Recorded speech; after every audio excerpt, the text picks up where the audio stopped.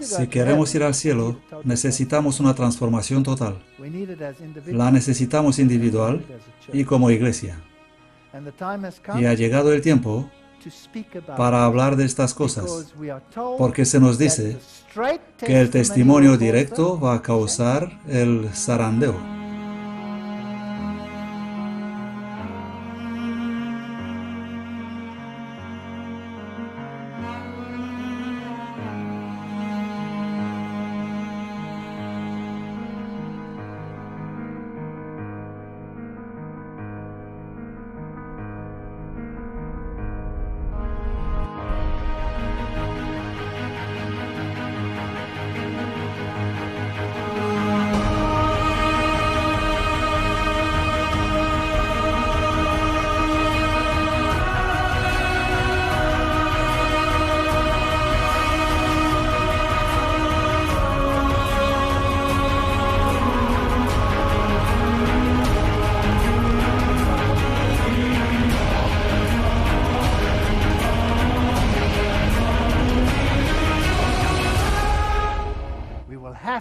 Tendremos que experimentar una transformación total. ¿Soy yo guarda de mi hermano? Esta es probablemente la cosa más difícil de hacer. ¿Soy yo guarda de mi hermano? Nuestro texto guía: y no os conforméis a este mundo, sino transformaos por la renovación de vuestra mente, para que comprobéis cuál es la buena, aceptable y perfecta voluntad de Dios. Esto pasa por la experiencia de Elías. Elías el Tishbita dijo a Acab: vive Jehová, Dios de Israel, en cuya presencia estoy, que no habrá lluvia ni rocío en estos años, sino por mi palabra. Entre las montañas de Galaad, al oriente del Jordán, moraba en los días de Acab un hombre de fe y oración. Recordemos que él es un tipo, pero hay un antitípico Elías, ¿no? Esto nos da una idea. Él no era parte de la sociedad en general. Era separado. Moraba entre las montañas de Galaad, al oriente del Jordán. Un hombre de fe y oración. Un ministro sin miedo, sin temor, destinado a detener la rápida extensión de la apostasía en Israel. Bonito trabajo tenía, ¿no?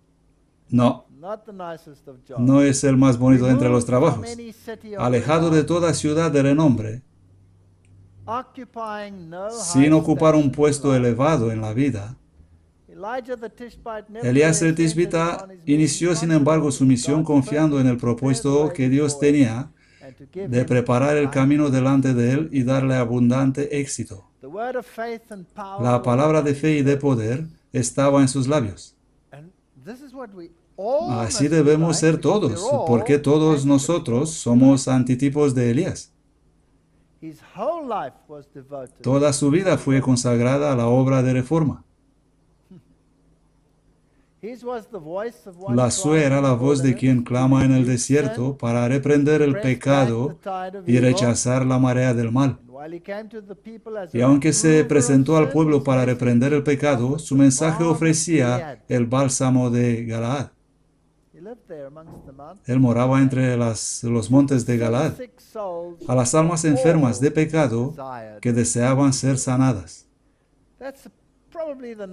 Probablemente es la más bonita descripción que he leído sobre el deber de Elías del fin del tiempo. Así es como debemos ser. Eso tenemos que lograr. Y no es la mejor promesa de trabajo que uno puede imaginar. Génesis 4:9. Y Jehová dijo a Caín: ¿dónde está Abel tu hermano? Y él respondió: no sé. ¿Soy yo guarda de mi hermano? ¿Qué significa eso? Esa palabra es shamar. Shomar. Una raíz primitiva apropiada para cercar, como con espinas.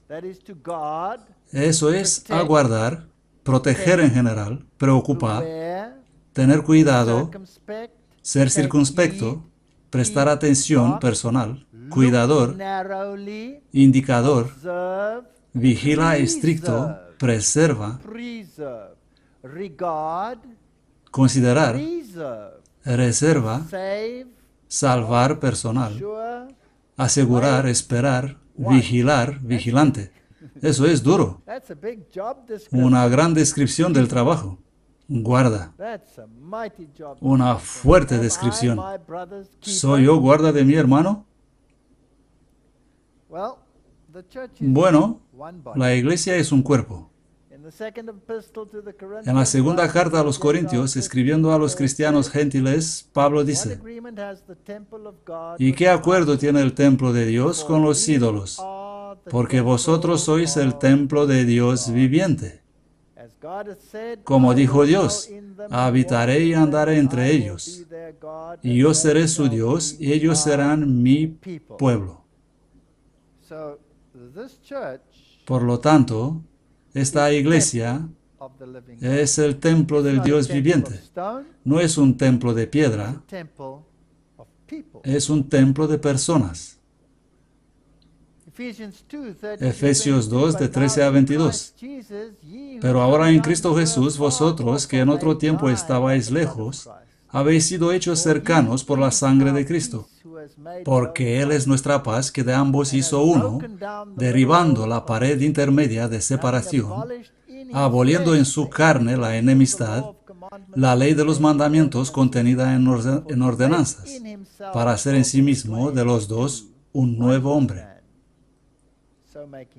haciendo así la paz, y reconciliar con Dios a ambos en un cuerpo mediante la cruz, el cuerpo de Cristo, matando en ella las enemistades, y vino y predicó la paz a vosotros que estabais lejos y a los que estaban cerca.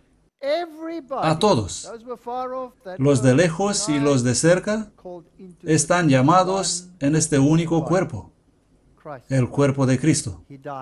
Él murió por ellos, porque por medio de Él ambos tenemos acceso por un mismo Espíritu al Padre. Aquí está un conglomerado de pueblos.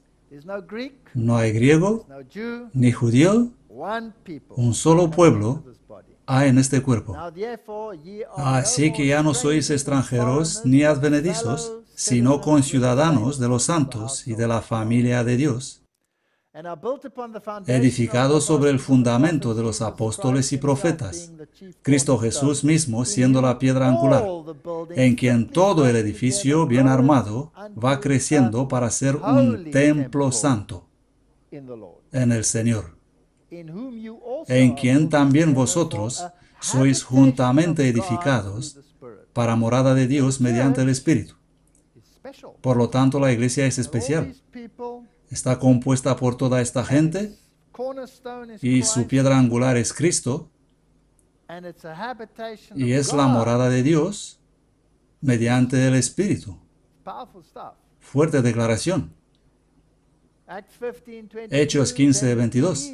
Entonces pareció bien a los apóstoles y a los ancianos con toda la iglesia enviar hombres elegidos de entre ellos a Antioquía con Pablo y Bernabé, y estos fueron Judas, llamado Barsabás, y Silas, que eran dirigentes entre los hermanos.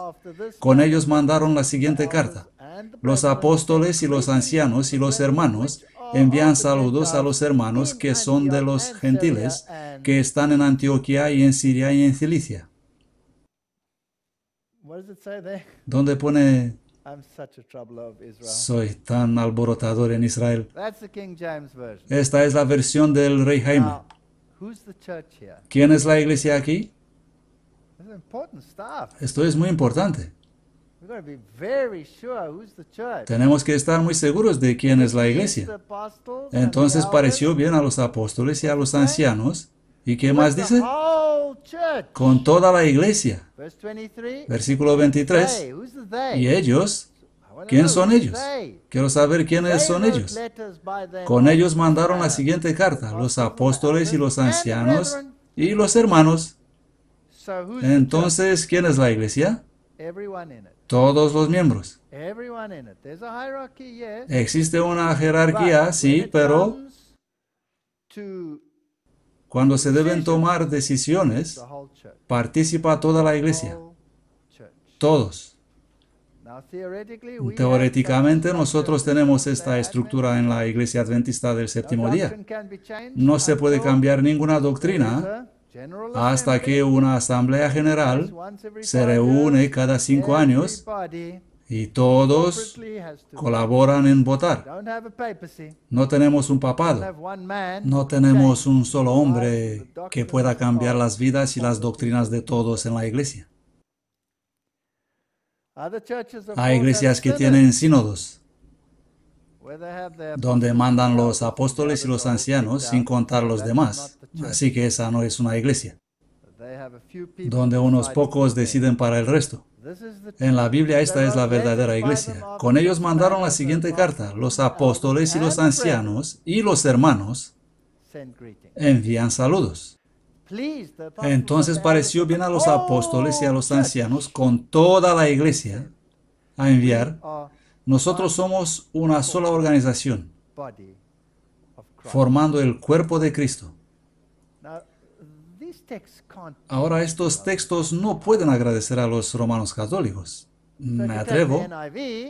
Ahora el pastor presenta la nueva versión internacional en inglés, pero la nueva versión internacional en español dice: los apóstoles y los presbíteros, hermanos, saludan a los hermanos venidos de la gentilidad que están en Antioquía, en Siria y en Cilicia. Así que han separado un grupo de élite de la iglesia por encima de los demás miembros. En la Biblia de Buenas Nuevas, y enviaron la siguiente carta mediante ellos. Aquí todo el texto ha desaparecido. Así pasan de una iglesia completa a unos pocos líderes sin importar los demás y al final eliminar todo. Bueno, yo personalmente me quedo con el texto recibido, King James Version, la versión Rey Jaime, y creo que la estructura de Dios está basada en ese. Ahora, esta iglesia está compuesta por apóstoles, ancianos y todos los demás. Son un pueblo distinto, un pueblo especial, un pueblo santo, un pueblo extraño. Son raros. Tenéis que reconocer que son raros. Son apartados.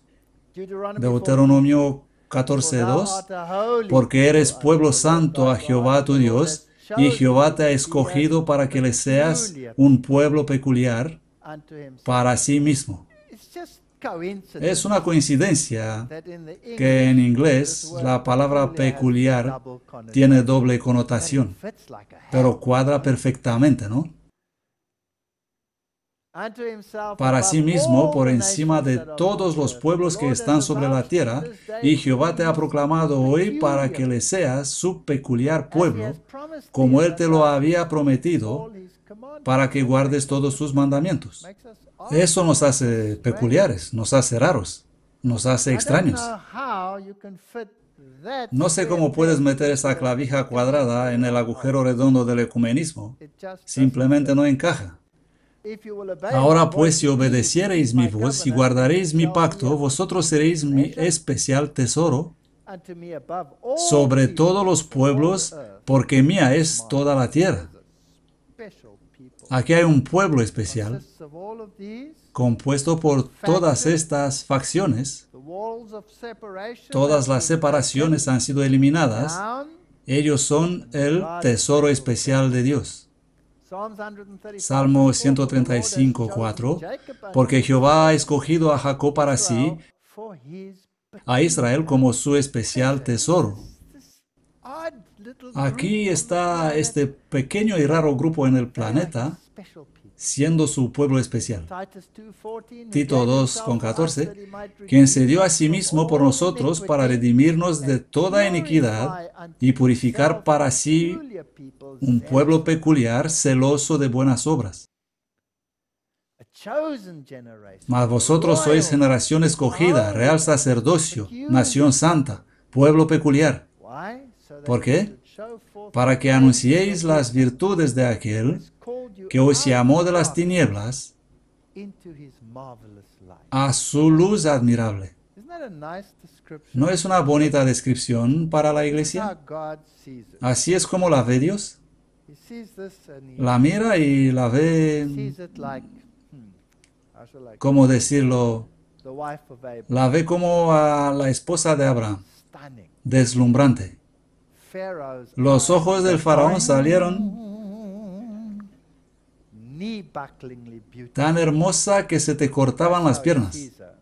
Así es como la ve. Ella no era perfecta, no era totalmente honesta, pero era hermosa. Nosotros como pueblo debemos guardarnos diligentemente para que no olvidemos las instrucciones del Señor. Podemos evitar muchos peligros si nos mantenemos como un pueblo distinto, separados del mundo. Nuestros niños son la herencia de Dios para ser educados y disciplinados del modo más fiel posible para obedecer a Dios y guardar todas las palabras del Señor, obedeciendo sus mandamientos. Los padres son responsables ante Dios de guardar a sus niños en el camino de obediencia a Dios. Aquí está ese grupo raro, Manuscritos Liberados, volumen 9. Vamos a darle su nombre. Los adventistas del séptimo día han sido elegidos por Dios como un pueblo peculiar, separados del mundo. Con la gran herramienta de la verdad, Él los ha cortado de la cantera del mundo y los ha traído en conexión con sí mismo. ¿Quién es este pueblo? Son los adventistas del séptimo día. No porque son los mejores, ni los más grandes, sino porque Dios es grande. Él los hizo sus representantes y los llamó para ser sus embajadores en la última obra de salvación. Este mensaje es para la iglesia. El más grande patrimonio de la verdad jamás confiado a los mortales, las más solemnes y terribles advertencias que Dios jamás ha enviado al hombre, han sido encomendadas a ellos para ser proclamados al mundo. ¿No es esa una comisión increíble? Vamos a escondernos la cara debajo del almud y vamos a desaparecer en el olvido ecuménico. ¿Tiene algún sentido esto? Y para el cumplimiento de esta obra, las más efectivas agencias son nuestras casas publicadoras. Esparcid literatura, mucha literatura. Y un DVD es literatura, ¿no es así? Sí. Está escrito en plástico. Las piedras van a clamar. Tenemos que enseñar la sana doctrina. Los que han visto la verdad y han sentido su importancia y han experimentado las cosas de Dios, han de enseñar sana doctrina a sus hijos. No cosas del mundo, sino doctrina sana. Si quieres saber dónde encontrar doctrina sana, es en la Biblia y en el espíritu de profecía. Allí es donde encontrarás doctrina sana. Deben familiarizarlos con las grandes columnas de nuestra fe, las razones por las cuales somos adventistas del séptimo día. Lo he dicho desde el principio y no voy a esconderme. Soy adventista del séptimo día. No soy un cristiano cualquiera.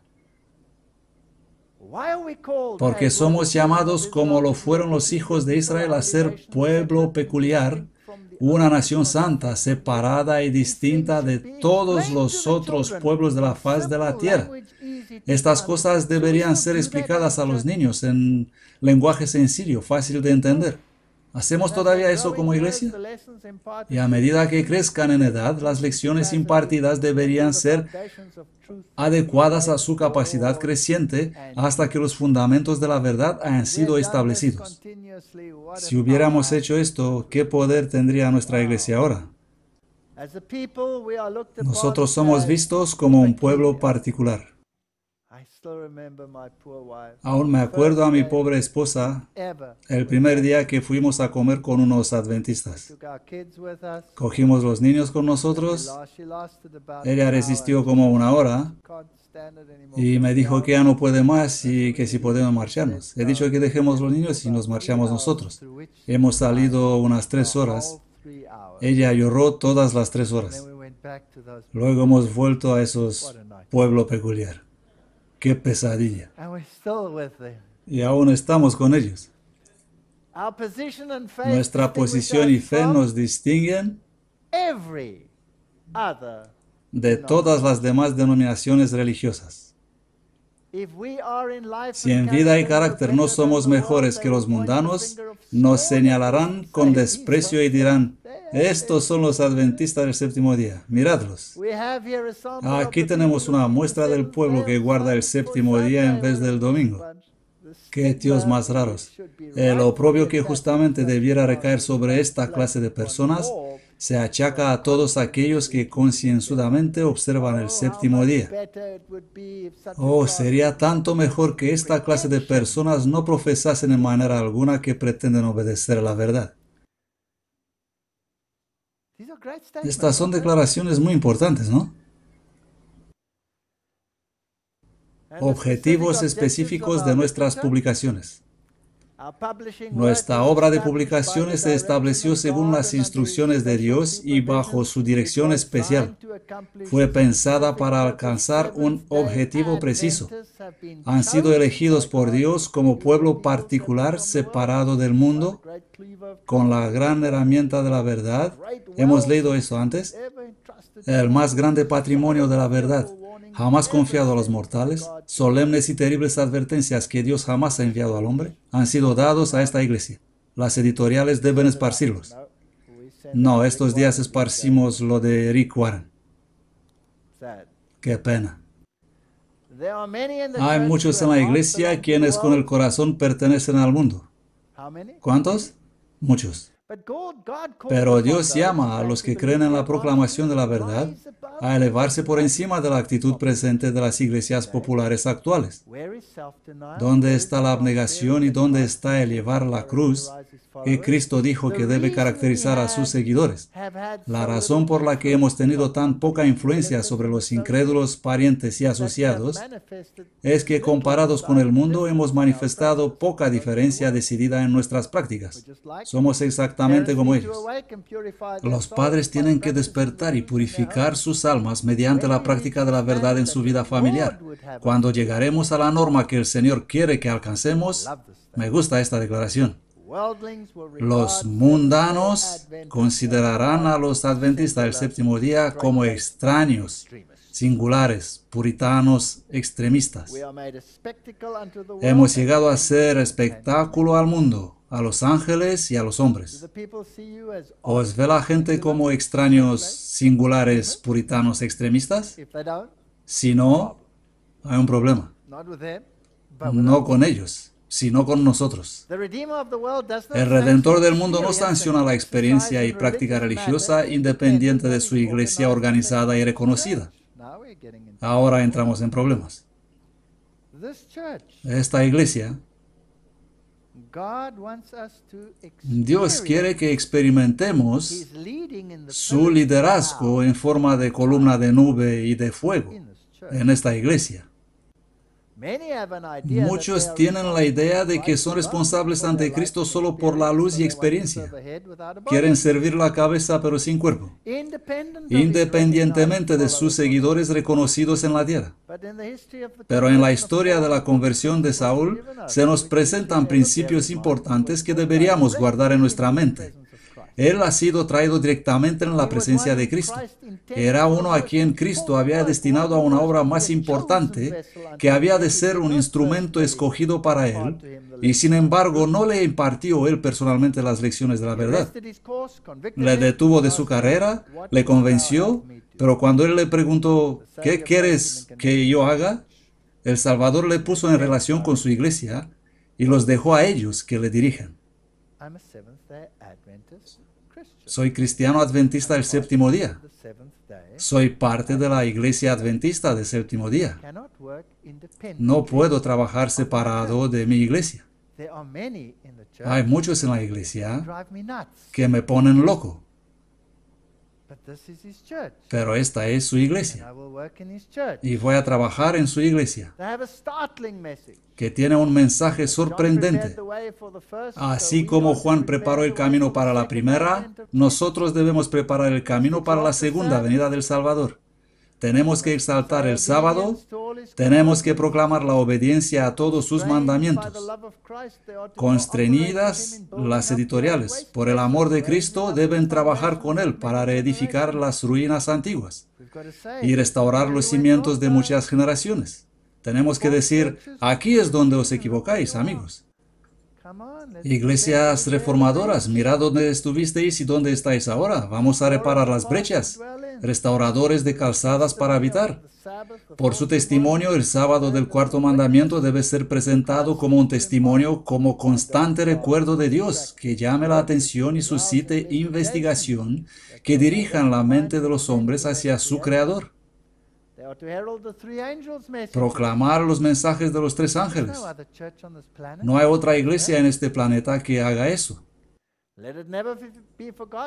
Nunca se olviden que estas instituciones, las editoriales, deben cooperar con el ministerio de los enviados celestiales. Se cuentan entre los medios de propaganda representados por el ángel que volaba por en medio del cielo, que tenía el evangelio eterno, porque ha venido la hora de su juicio. Tenemos que destacar las verdades especiales. Estamos bajo la obligación de declarar fielmente todo el consejo de Dios. No se permiten trozos de obra. No hemos de hacer menos prominentes las verdades especiales que nos han separado del mundo y nos han hecho lo que somos. ¿Hay una tendencia para hacer esto hoy? ¿Evitar decir las verdades duras? No, tenemos que proclamarlas así como son, porque están cargadas de intereses eternos. Dios nos ha dado luz con respecto a las cosas que ahora están ocurriendo en el último remanente del tiempo, y con la pluma y la voz hemos de proclamar la verdad al mundo, no en forma insípida, carente de espíritu, sino con demostración del espíritu y el poder de Dios. Este es tu trabajo como miembro de la Iglesia Adventista del séptimo día. Y luego en la primera de Pedro 2:17 dice, honrad a todos. Esto significa que debo honrar a todas las personas en el planeta, incluyendo los líderes, apóstatas o no, Herodes asesinos, Agripas y los que quieras, a todos.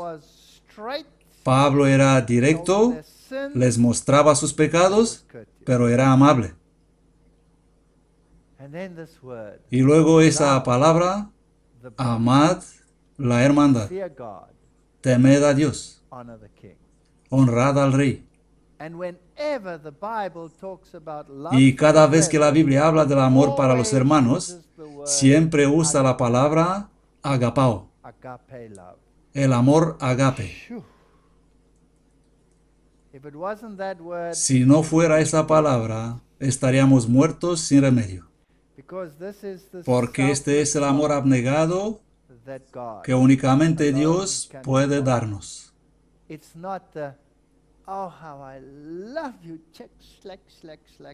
No es, oh, que mucho te quiero, gracias por lo que sea. Es un amor distinto. Si hubiera dicho otra palabra, tendríamos problemas. Amad la hermandad, temed a Dios, honrad al Rey. Pues todo el que cumpla la voluntad de mi Padre que está en el cielo, ese es mi hermano y hermana y madre. Así que Dios llama a los hombres para hacer la voluntad del Padre Celestial. Los llama adventistas del séptimo día porque el nombre es una reprensión para el mundo. Y si hacen su voluntad, entonces ellos son tus hermanos, hermanas y madre. Sabemos que el pecado es la transgresión de la ley, y si permanecemos en él, no pecamos. Gálatas. Así que según tengamos oportunidad, hagamos bien a todos. Y luego esa palabrita allí, especialmente a los de la familia de la fe. ¿Cuál es nuestra primera obligación? Aquí. Aquí. Hay una tendencia hoy en el mundo para hacer la primera obligación allá. Allá afuera.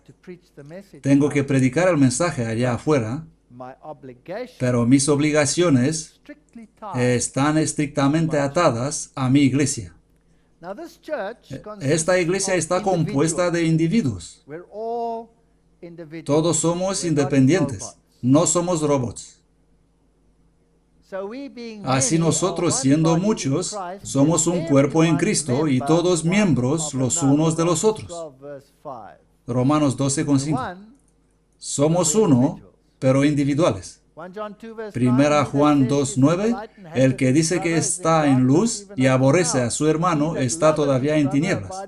El que ama a su hermano está en luz y no hay tropiezo en él.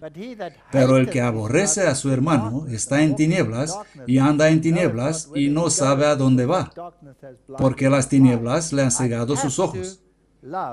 Tengo que amar a estos hermanos.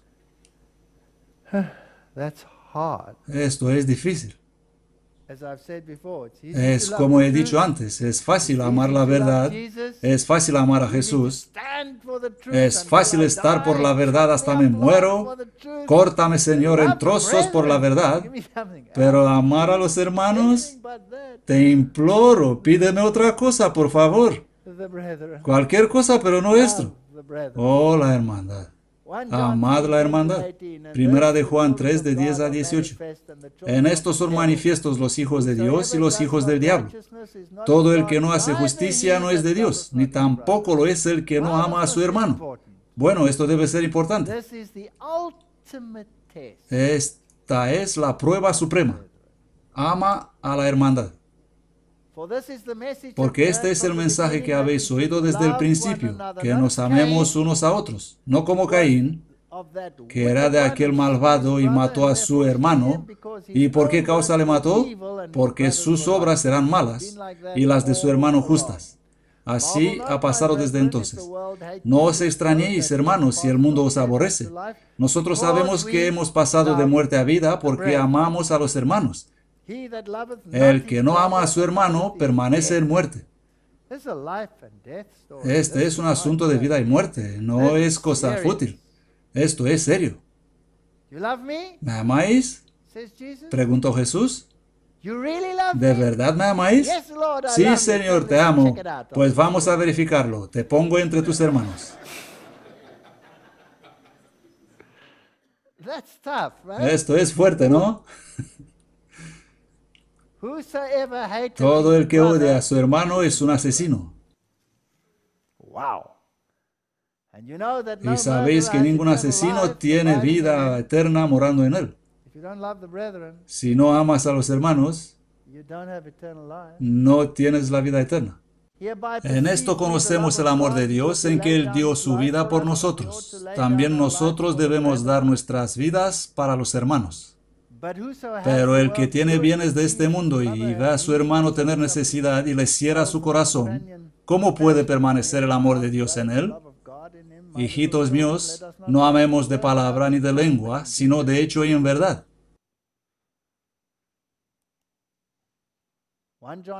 Primera Juan 4, de 20 a 21.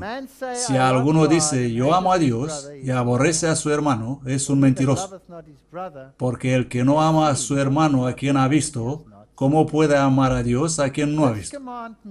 Y nosotros tenemos este mandamiento de Él. Que el que ama a Dios ame también a su hermano. La prueba suprema de nuestra verdadera relación con Cristo. Todo el que cree que Jesús es el Cristo es nacido de Dios, y todo el que ama al Padre ama también a sus hijos. En esto conocemos que amamos a los hijos de Dios cuando amamos a Dios y guardamos sus mandamientos. Porque este es el amor de Dios, que guardemos sus mandamientos, y sus mandamientos no son gravosos, porque todo lo que es nacido de Dios vence al mundo. Y esta es la victoria que ha vencido al mundo, nuestra fe. Porque así como el cuerpo es uno y tiene muchos miembros, y todos los miembros del cuerpo, siendo muchos, son un cuerpo, así también es Cristo. Por lo tanto, no puedes amar a Cristo sin amar a su cuerpo. Tienes que amar a los dos. Pero el cuerpo del Señor es tan poco digno de ser amado. ¿Qué puedo yo hacer respecto a ese tu cuerpo, Señor? Cuando tú aún eras un pecador, yo he muerto para ti. ¿Y tú quieres despreciar la hermandad? Porque es necesario que todos comparezcamos ante el tribunal de Cristo para que cada uno reciba según lo que haya hecho, ya sea bueno o sea malo. Somos todos singulares. Tenemos nuestras particularidades. Y aún así no podemos negar la colaboración. Somos una organización. Romanos 14:10. Pero tú, ¿por qué juzgas a tu hermano? ¿O por qué menosprecias a tu hermano? Porque todos compareceremos ante el tribunal de Cristo. Esta es la prueba suprema. Miles se van a perder porque no aman a sus hermanos. Miles no estarán unidos con la iglesia de Cristo nunca porque menosprecian a sus hermanos. No voy a entrar en esa iglesia. ¿Lo habéis oído alguna vez? No quiero ser adventista. Son extraños, suponiendo que somos extraños. Así que hay que aprender a amarlos. Cristo no reconoce ninguna distinción. Cristo no admitió distinción alguna de nacionalidad, jerarquía social ni credo. Cristo vino para derribar todo muro divisorio. Vino para manifestar que su don de misericordia y amor es tan ilimitado como el aire, la luz o las lluvias que refrigeran la tierra. La vida de Cristo estableció una religión sin castas en la que judíos y gentiles, libres y esclavos, son unidos por los lazos en una fraternidad, iguales ante Dios. Así desaparece la distinción que la Nueva Versión Internacional hace entre los líderes y la hermandad. Ningún engaño político ha influenciado sus procedimientos. No hizo diferencias entre vecinos y extraños, amigos y enemigos. Lo que conmovía su corazón era el alma sedienta del agua de la vida. Si alguna vez existió alguien que tuvo motivos para odiar a sus hermanos, he sido probablemente yo. Y hubo un tiempo cuando los odiaba. Incluso a los líderes he odiado. Mi texto favorito era: ¿acaso no aborrezco, Señor, a los que te odian?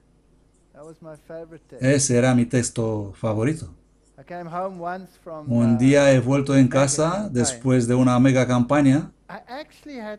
De hecho, tuve que enviar primero a mi esposa a casa para no morir. No podía aguantar más los ataques. Tuve que enviarla a casa porque se sentía muy mal. Cambiar el avión y ve a casa, no sobrevivirás aquí. Y cuando llegué en casa, estuve sentado 3 meses. No miento. Solo miraba en vacío. Me he levantado después y he continuado mi vida con el odio en el corazón. Odiaba a los hermanos. Y tenía motivos para odiarlos. No eran para amarlos. No podías amarlos. O así pensaba yo. Y he llevado el odio para mis hermanos en mi corazón mucho tiempo. Años. Luchando con eso. Esto es malo, ¿no? No puedes vivir así.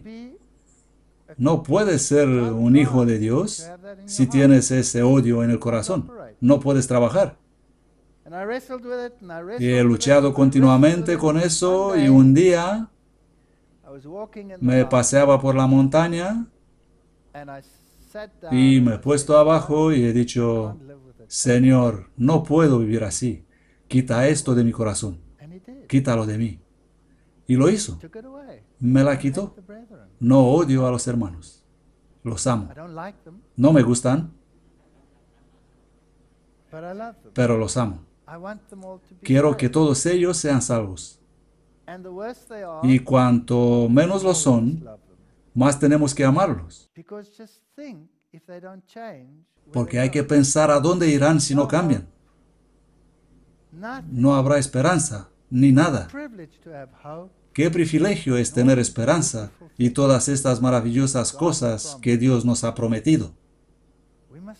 Debemos amar a los hermanos. Y cuanto peor están, más tienes que amarlos. Si podemos manejar eso, entonces estaremos bien.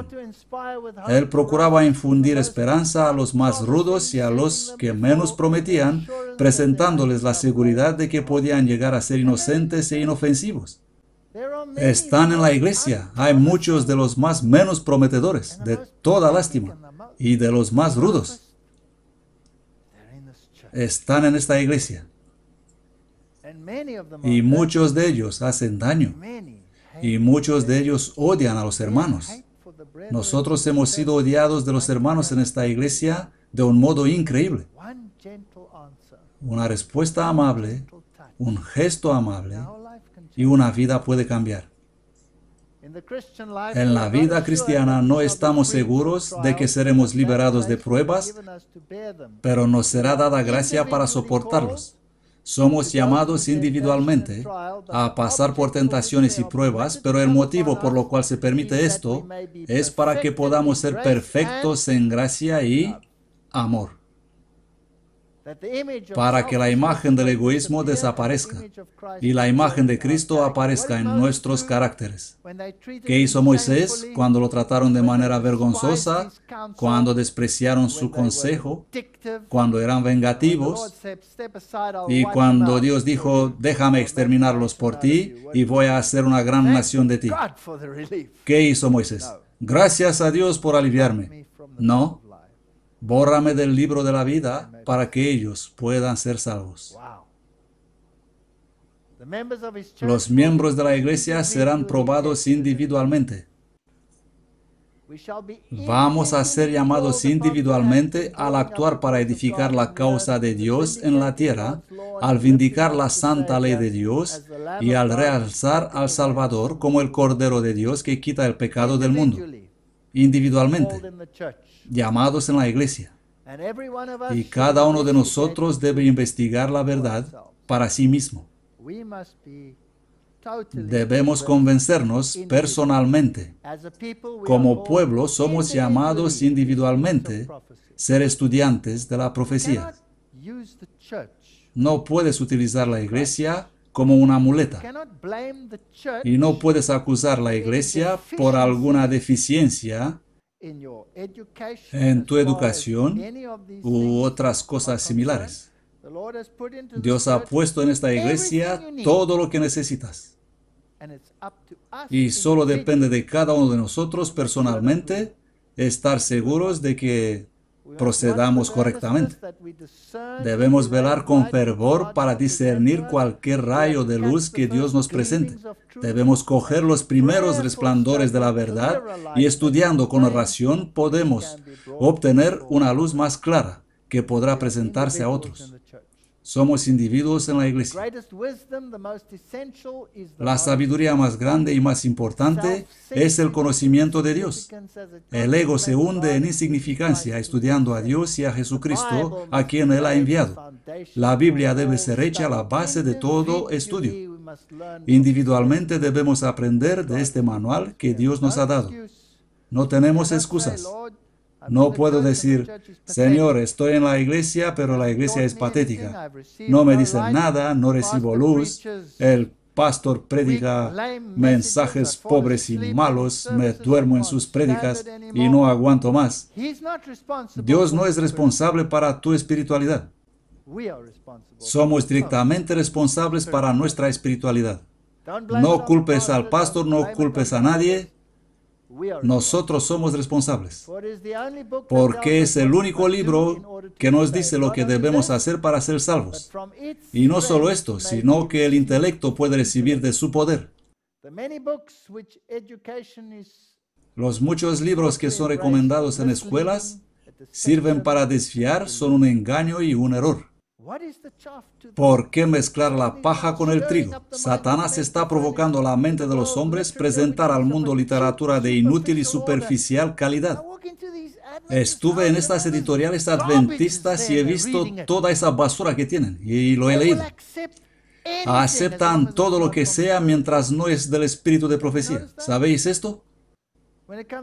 Si es de salud, aceptan a todos.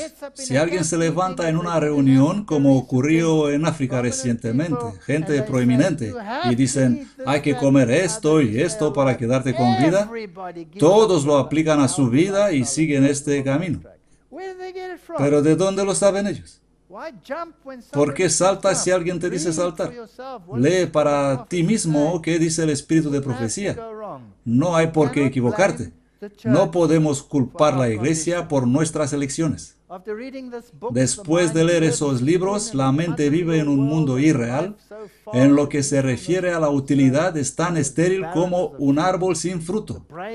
El cerebro está intoxicado, haciéndolo imposible, aunque el Papa mismo te ofrece libros para leer. No significa que hay que leerlos.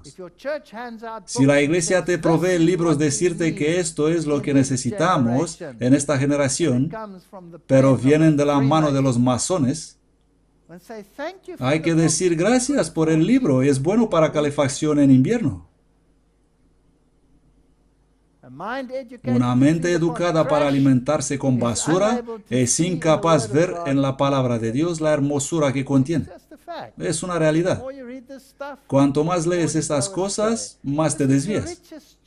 Esta es la iglesia más rica del mundo. ¿Por qué no leer de la fuente de la riqueza? El amor de Jesús y la inclinación para justicia son perdidas, porque la mente se forma conforme a lo que la alimenta. Alimentando la mente en emocionantes historias de ficción, y creedme, que aquellos libros que aparecen a veces en nuestra iglesia no son otra cosa que ficción. Son peor que la ficción. Son fundación de madera, heno, hojarasca. El cerebro pierde todo el sabor del libro divino. Y este es uno de nuestros problemas. Pero no culpes a la iglesia. La iglesia no es responsable. Nosotros somos responsables por lo que leemos. No somos salvos como una secta. Ningún nombre denominacional tiene virtud alguna para favorecernos delante de Dios. Somos salvos individualmente como creyentes en el Señor Cristo Jesús. Y por gracia sois salvos mediante la fe, y esto no de vosotros, pues es don de Dios. Podemos tener nuestros nombres registrados en los libros de las más espirituales iglesias y no pertenecer a Cristo, y nuestros nombres no aparezcan escritos en el libro de la vida del Cordero. Directo. Él hizo un sacrificio infinito porque era la única manera para que el hombre pudiera ser salvo. Los que creen en Cristo lo van a revelar en su vida y carácter. Al contemplar a Cristo serán cambiados a su imagen. Y Cristo va a ser representado ante el mundo por sus seguidores. Si somos ramas de la vid verdadera, preciosos racimos de frutas ricas van a aparecer en la vida, como el resultado natural. Nosotros tenemos que estudiar estas cosas. Me gusta este hombre. Es uno de mis favoritos. Sí, tú noquéalos y Melanchthon los recogerá del suelo. Martín Lutero, en su obra La libertad del cristiano, sentó dos principios basados en la primera de Corintios 9 con 19. Por lo cual, siendo libre respecto a todos los hombres, me he hecho siervo de todos, para ganar a más. Él dijo, el cristiano es perfectamente libre, señor de todos, sujeto a nadie. El segundo principio, el cristiano es perfectamente siervo deudor a todos, sujeto a todos. ¿No es precioso? Este hombre era sabio de verdad. El segundo principio debe descansar sobre el primero, si no la experiencia cristiana se vuelve una de esclavitud. En correcta relación uno con otro, sin embargo, los dos principios se transformarán en una bendición. Esto debemos aprender en la iglesia. No debemos mirar a los miembros, no debemos mirar a lo que hacen. Debemos seguro ser vigilantes en los muros de Sión, pero eso tiene que ver con la salvación. No importa lo que hacen, no importa. Tenemos que conseguir eso, si no nos volvemos locos. El trabajo encomendado a nosotros por el Señor avanzará rápidamente solo cuando trabajamos en unidad.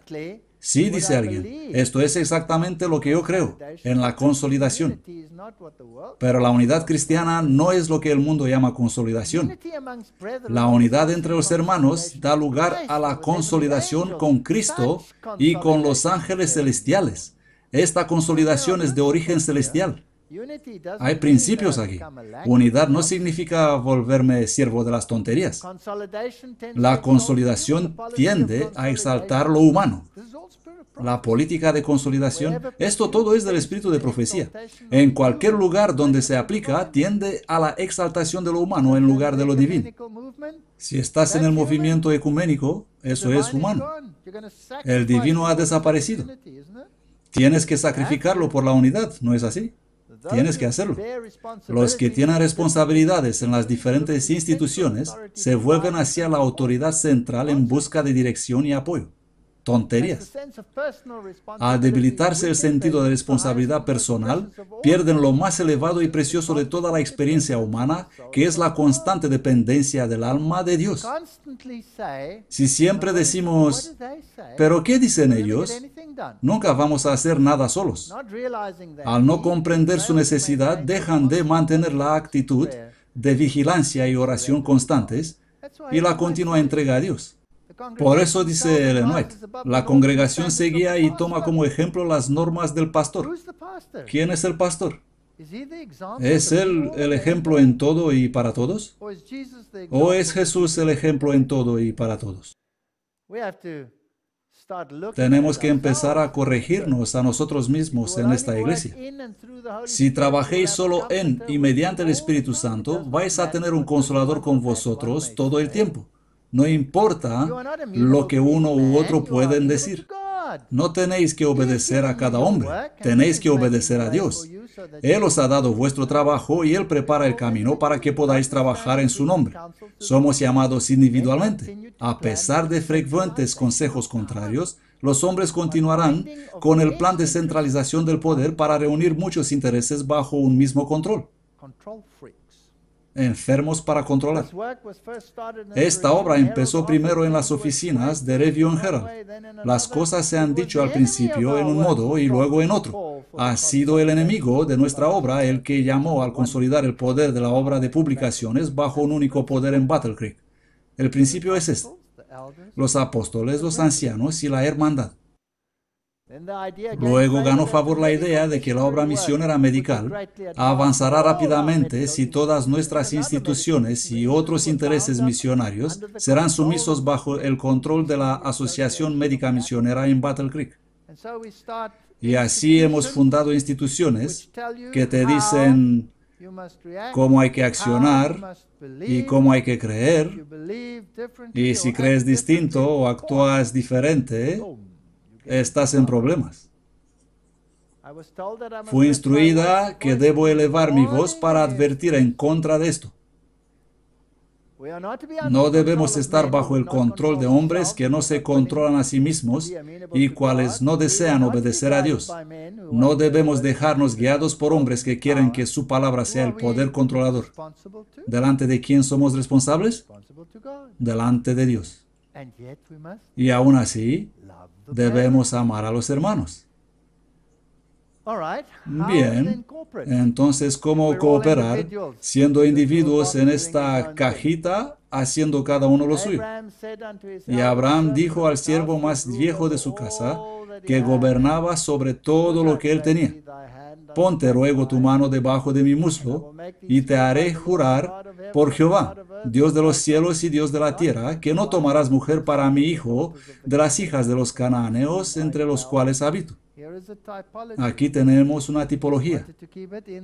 Él quería mantenerlo en la familia de Dios. Todas las relaciones deben mantenerse en la familia de Dios. Somos individuos, pero formamos un cuerpo. Y Jacob se quedó solo. Él solito. La salvación es una cosa personal. Luchó con él un hombre hasta el amanecer. Y cuando vio que no podía con él, tocó el sitio del encaje de su muslo. Tengo que hacer una presentación completa sobre el muslo. Una sobre los pies y una sobre el muslo. Y se descoyuntó el muslo de Jacob mientras luchaba con él.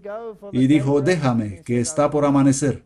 Y él dijo: no te dejaré si no me bendices. Y él le dijo: ¿cuál es tu nombre? Y él le respondió: Jacob. No se llamará más tu nombre Jacob, sino Israel, porque como príncipe has sido fuerte con Dios y con los hombres y has vencido. Esto es fuerte. Así que tenemos que luchar con Dios personalmente.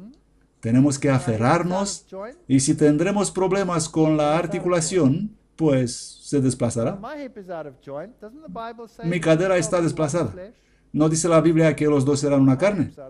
Así que mi cadera está desplazada también. Si la cadera de tu esposa está desplazada, es como si fuera la tuya. Está bien, Señor. No me voy a quedar cerca de ella cuando va a venir el Señor, porque esa cadera va a volar por ser reemplazada. Y dijo Dios a Jacob: levántate, sube a Betel, casa de Dios, y habita allí. Y haz allí un altar a Dios, que te apareció cuando huías de tu hermano Esaú. Entonces Jacob dijo a su familia y a todos los que con él estaban. Ahora pasamos de individual ¿a qué? A organización. Experiencia individual, lucha personal con Dios, y llegamos a la casa de Dios, Betel. ¿No es asombroso? Ese era un país pagano, pero Dios había designado los nombres de las ciudades para encajar en su tipología. ¿No es precioso? No son nombres inventados, sino literales, reales. Existen y los puedes encontrar en la arqueología. Entonces Jacob dijo a su familia y a todos los que estaban con él: quitad los dioses ajenos que hay entre vosotros, y limpiaos y cambiad vuestras vestiduras.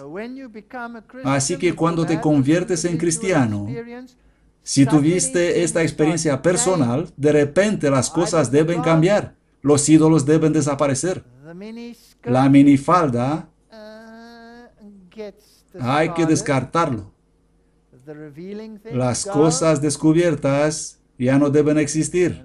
Y levantémonos y subamos a Betel, a la casa de Dios, y haré allí altar a Dios, adorar a Cristo, la expiación, que me respondió en el día de mi angustia y ha sido conmigo en el camino que he andado. Y ellos dieron a Jacob todos los dioses extraños que tenían, y los pendientes que estaban en sus orejas, y Jacob los escondió debajo de una encina que estaba junto a Siquem. Así que vienen esta gente, era como en un lavadero de coches. Entran por un lado, entran en el túnel, pero ese túnel tiene un spray tan fuerte que cuando salen ya no tienen ni pintura. Todo ha desaparecido. Son personas distintas. Son blancos. Su color ha desaparecido. junto con los pendientes, el pintalabios, la minifalda. Son totalmente nuevas personas, son raros. Así son cuando salen por otra parte. Y partieron y el terror de Dios fue sobre... Increíble. Las ciudades que había en sus alrededores ya no persiguieron a los hijos de Jacob. Dios puso el temor de Dios sobre ellos. Y llegó Jacob a Luz, que está en tierra de Canaán, es decir, Betel, él y todo el pueblo que estaba con él. Aquí está el espíritu de organización. Y edificó allí un altar y llamó el lugar El Betel, porque allí le había aparecido Dios cuando huía de su hermano. Pero Débora, la nodriza de Rebeca, murió allí. Me gusta la Biblia. Esta es una sirvienta. Una sirvienta. Aquí está Jacob, así como el rey de esa familia. Y aquí está una sirvienta, una criada. Y fue sepultada cerca de Betel, debajo de una encina. Y se llamó su nombre Alon Bakut. Y se apareció otra vez Dios a Jacob cuando se había vuelto de Padán Aram y le bendijo. Y le dijo Dios, tu nombre es Jacob, no se llamará más tu nombre Jacob, sino Israel será tu nombre. Y llamó su nombre Israel. Así que desde un engañador llegó a ser uno que lucha con Dios. Increíble. Y de los más grandes a los más humildes eran unidos juntamente en una familia. Ahí sepultaron a Débora. ¿Qué significa ese Alon Bakut? Es la encina del llanto. ¿Y qué hicieron los hijos de Dios por una sirvienta? Lloraron días cuando esa criada murió. Me gustan las notas de Wesley. Él escribió, allí sepultaron a Débora, la nodriza de Rebeca. Tenemos motivos para creer que Jacob, cuando vino a Canaán, mientras que su familia habitaba cerca de Siquem, fue a visitar a su padre Isaac a Hebrón. Rebeca probablemente estaba muerta, pero su nodriza, mencionada aquí, le sobrevivió, y Jacob la tomó en su familia. Mientras estaban en Betel, ella murió. Fue llorada, tan mucho llorada que la encina bajo la cual la enterraron fue nombrada Alon Bakut, la encina del llanto. ¿Cómo amamos a los hermanos? Con intensidad, de los más importantes a los más simples. No tenemos todos un mismo Padre, no nos ha creado un mismo Dios. ¿Por qué pues somos desleales cada uno contra su hermano, profanando el pacto de nuestros padres? Malaquías 2:10. La iglesia es la escuela para aprender las relaciones. Recordad, si ninguno de los que no quieren renunciar a sí mismo no son preparados para el cielo, entonces, ¿cómo resolveremos nuestras diferencias? ¿Cómo llegaremos al punto de poder entregar nuestra vida para la hermandad? Es difícil. Mas yo os digo que cualquiera que se enoje con su hermano sin motivo, a no ser que tienes ¿qué? Una nueva traducción de la Biblia. No comprendo cómo la gente puede tratar estas cosas con tanta indiferencia. Si las nuevas traducciones son correctas, ahora de verdad, soy muy serio. Si son correctas, todos van a perecer en el fuego del infierno. Y no hablo del infierno eterno, sino de la aniquilación instantánea. Nadie va a ser salvo. Si las nuevas traducciones son correctas, no pueden ser correctas, porque dicen, cualquiera que se enoje con su hermano estará en peligro del juicio. Todos van a enojarse con su hermano en alguna ocasión, pero él dice sin motivo. Y cualquiera que dijere a su hermano raca, tonto, estará en peligro del concilio.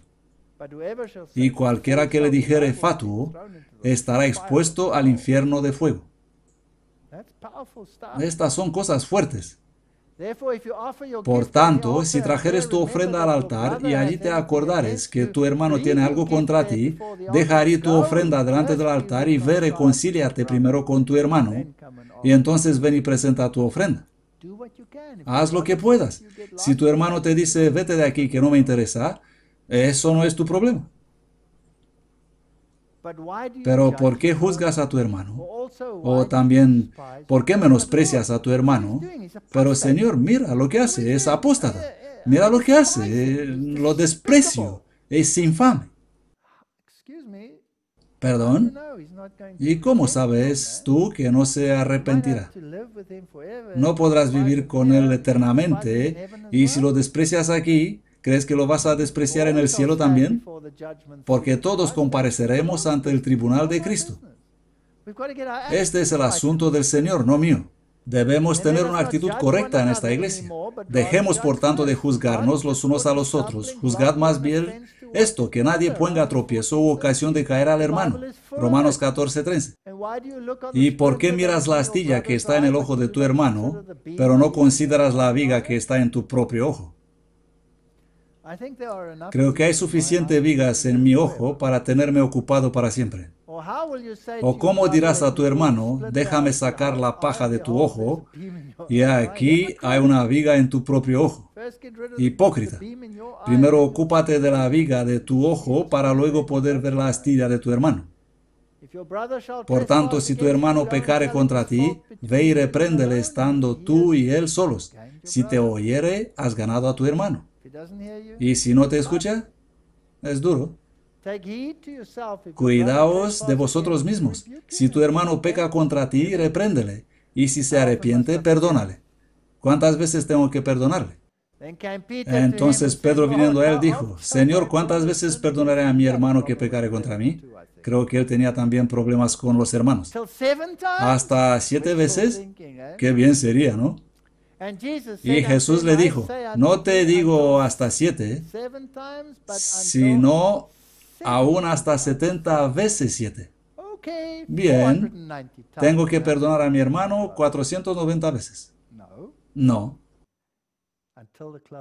hasta acaba el tiempo de prueba.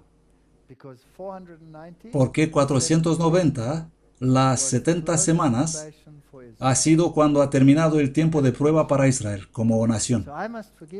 Así que debo perdonar a mi hermano hasta acaba el periodo de prueba. No hay manera de escaparme. Ni 7 ni 490 veces, una y otra y otra y otra vez. Y cuanto peor está mi hermano, más me fortalece el carácter. No te digo que hasta 7 veces, sino hasta 77 veces, le contestó Jesús. Nueva versión internacional.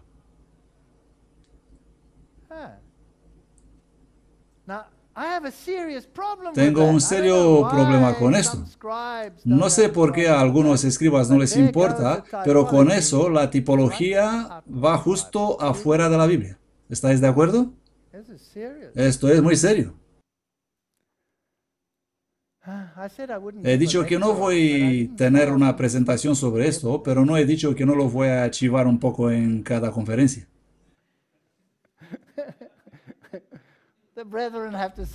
Los hermanos me deben aguantar a mí también.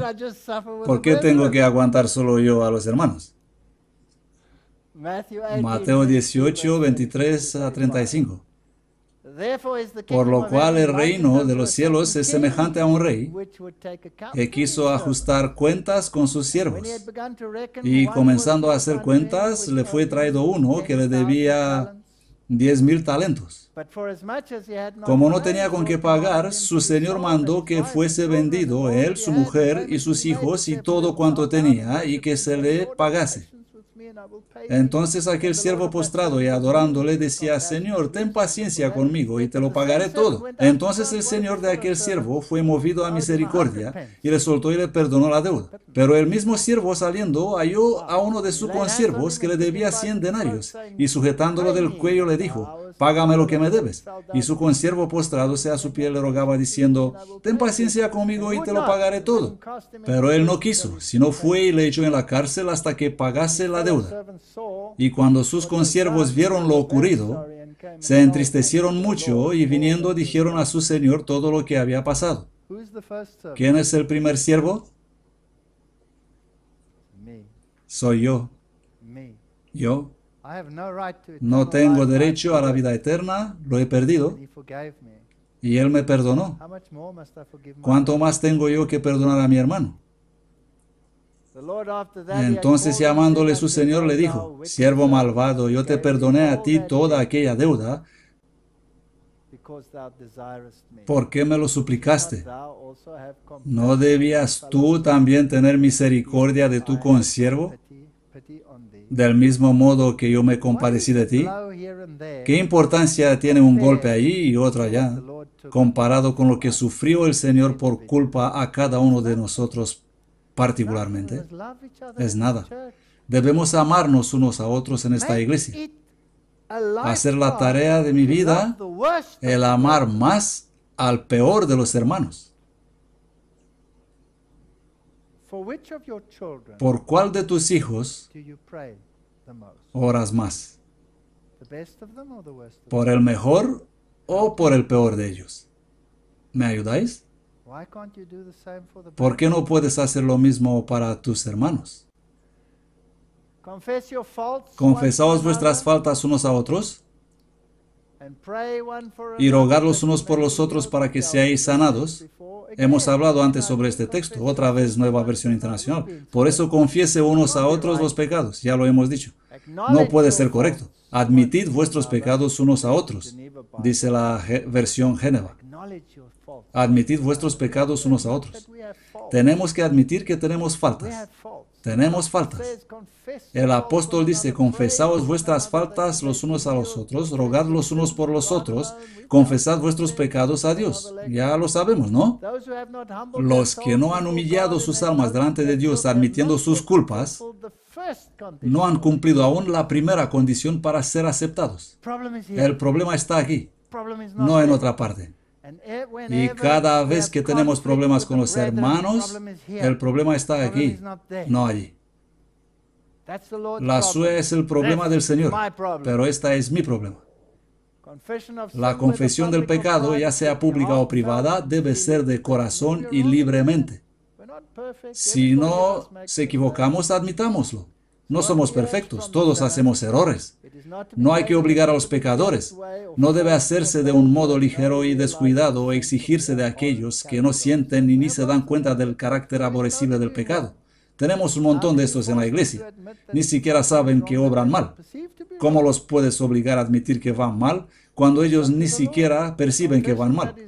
Es el asunto del Señor.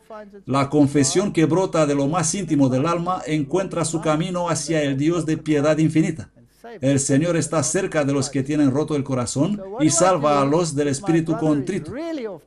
¿Qué debo hacer si mi hermano está totalmente fuera del camino y yo he hecho todo lo debido y me he examinado a mí mismo y estoy actuando conforme al principio del amor? ¿Qué debo hacer? Os he escrito que no os asociéis con ninguno que llamándose hermano sea fornicario, avaro o idólatra, o maldiciente, o borracho, o ladrón. Con el tal ni aun comáis. Ahora os mandamos, hermanos, en el nombre de nuestro Señor Jesucristo, que os apartéis de todo hermano que anduviere desordenadamente. No me obliga a nadie a abrazar y besar a los que odian todo lo justo, pero tengo que amarlos. Mas no lo tengáis como a enemigo. El Señor es compasivo. No lo tengáis como a enemigo, sino amonestadle como a hermano. Amonéstale, le puedes decir, no estoy de acuerdo con lo que haces, no me gusta tu comportamiento. No habléis mal los unos de los otros, hermanos. El que habla mal de su hermano y juzga a su hermano, habla mal de la ley y juzga la ley. Pero si tú juzgas a la ley, no eres hacedor de la ley, sino juez. Dejad el juicio a Dios. La iglesia está formada por personas de distintos temperamentos, varios ánimos que vienen de diferentes denominaciones, porque el martirio de la verdad los ha separado a uno de allí y a otro de allá, de la gran cantera del mundo. Y en la iglesia de Cristo toda esa variedad de miembros debe ser unificada en el Espíritu de Dios. Pues se necesitará algo de pegamento, ¿no? Si el amor de Cristo está en el corazón de los miembros de la iglesia, mediante la abundante gracia de Cristo, habrá una sola identidad y unidad entre los hermanos. Debemos cerrar la puerta del corazón a toda sugestión que tenga la menor tendencia de alejarnos del estado de armonía. El egoísmo es pecado y entristece al Espíritu de Dios. Cuando acariciamos pensamientos malos y albergamos sospechas contra nuestros hermanos, nos ponemos a nosotros mismos fuera del canal de luz y amor de Dios. Hay mucha gente que me dice, trabajo con estas personas, pero no los traigo a la iglesia. ¿Y por qué no? Porque la iglesia es horrible y es así y lo otro, la escuela sabática es una catástrofe, etc. He aprendido en esta iglesia unas maravillosas lecciones sobre cómo trabaja Dios. Yo y mi esposa hablábamos con una señora y le hemos dicho que va a venir un grande conferenciar. Hace ya bastante tiempo. Un magnífico conferenciar.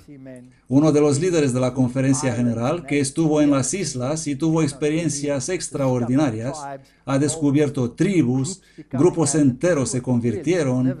Él era de verdad magnífico. Ella dijo, no voy a entrar en vuestra iglesia y si dice algo de adventistas o sobre la verdad o cosas así, no quiero escuchar nada de eso. Solo quiero escuchar esos cuentos. Le hemos dicho, ven. Ella dijo, si solo dirá una palabra, voy a hacer tan escándalo y tanto ruido, y me levantaré y me marcharé, pero no antes de destruir todo vuestro encuentro. Y hemos dicho, ven. Y ella vino. Se sentó entre mí y mi esposa. Y ese hombre presentaba y mostraba fotos y hablaba. Y solo habló de sus experiencias en las islas y de los hombres que encontró y cosas allí. Y de repente cambió y empezó a hablar de la iglesia y de toda la verdad. Y me tembló el corazón. He mirado a mi esposa y esa señora estaba entre nosotros, ¿recordáis? Se durmió así de rápido. Y ese hombre habló por media hora sobre lo que ella no quería escuchar. Y cuando empezó otra vez con su conferencia, ella despertó enseguida. Y después de la conferencia la hemos preguntado cómo le gustó. Dijo que había sido fantástico. Y estoy tan contenta que no habló de esas cosas. Y así se volvió amiga de la iglesia. ¿Quién estuvo en control de ese pequeño episodio? Dios. He aprendido que Dios cierra oídos, cierra ojos para las cosas que no deben ser vistas. Y si las cosas que ves alguna vez te hacen abandonar la iglesia, el problema está aquí. Déjalos a Dios. Él sabe lo que está haciendo. Amaos los unos a los otros con amor fraternal, prefiriéndoos los unos a los otros en honra. Pero acerca del amor fraternal no tenéis necesidad de que os escriba, porque vosotros mismos habéis aprendido de Dios que os améis unos a otros. Permanezca el amor fraternal. Hermanos y hermanas en la fe, surge en vuestro corazón la pregunta, ¿soy yo guarda de mi hermano? Si pretendéis ser hijos de Dios, sois guardas de vuestros hermanos. Sí, somos guardas de nuestros hermanos. Si pretendéis ser hijos de Dios, sois guardas de vuestros hermanos. Dios hace responsable la iglesia para las almas de aquellos a los cuales podría salvar. Somos guardas de nuestros hermanos. Esto incluye a los peores de ellos, ¿correcto? El gran derramamiento del Espíritu de Dios que alumbra toda la tierra con su gloria no vendrá hasta que habrá un pueblo inteligente que sabrá por su experiencia qué significa ser obreros juntos con Dios. Cuando dedicaremos todo y sin reserva en consagración al servicio de Cristo, Dios va a reconocer el hecho derramando su Espíritu sin medida. Pero esto no ocurrirá mientras la gran mayoría de la iglesia no colabora con Dios. Dios no puede ofrecer su Espíritu cuando el egoísmo y complacencia personal son manifestadas. Y cuando predomina el Espíritu que transpuesto en palabras expresaría la respuesta de Caín, ¿soy yo la guarda de mi hermano? Tenemos que cambiar nuestra actitud. Amor fraternal. Existe demasiada independencia de espíritu permisivo entre los mensajeros. Esta actitud debe ser puesta a un lado, y los siervos de Dios deben unirse. Ha habido demasiado del espíritu que pregunta, ¿soy yo guarda de mi hermano? El ángel dice, sí, eres guardián de tu hermano. Debes cuidar constantemente a tu hermano. Interésate en su bienestar y manifestar un espíritu bondadoso y amante hacia él. Y cuanto peor es él, más hacerlo tú. Así como oras por tus hijos perdidos, hazlo por los que no son como deben ser. Uníos, uníos. Dios designó que el hombre fuese de corazón abierto y sincero, sin afectación, humilde, manso y sencillo. Tal es el principio del cielo. Dios lo ordenó así. ¿Significa eso que tenemos que ser dulces y débiles y no reprender el pecado? No. Debemos siempre dar gracias a Dios por vosotros, hermanos, como es digno, por cuanto vuestra fe va creciendo sobremanera y el amor de cada uno de vosotros abunda más y más de unos para con otros. Creo que es el texto perfecto para terminar la presentación. Oh, los hermanos. Que Dios nos dé fuerza. Amén.